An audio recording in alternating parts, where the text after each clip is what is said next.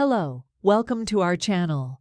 Today is our first topic, Intro to Electric Charges and Fields. So, electric charges are fundamental physical properties of matter that are responsible for the electromagnetic interactions between particles. These charges can be either positive or negative.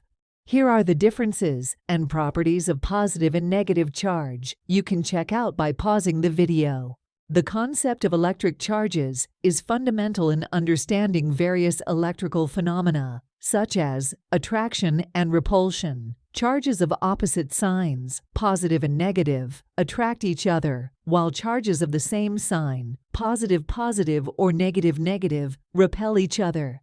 This forms the basis of electric forces. Now comes electric fields. Charges create electric fields in the space around them. An electric field is a region where other charges experience a force due to the presence of the charge creating the field. Number 3. Electric forces. Charges in an electric field experience electric forces. The magnitude and direction of these forces depend on the properties of the charges and their separation. Number 4. Electric current. Electric charges in motion constitute an electric current, which is the flow of charged particles through a conductor. Current is the basis for electricity generation, transmission, and utilization. This was all about electric charges and fields. Thank you for watching.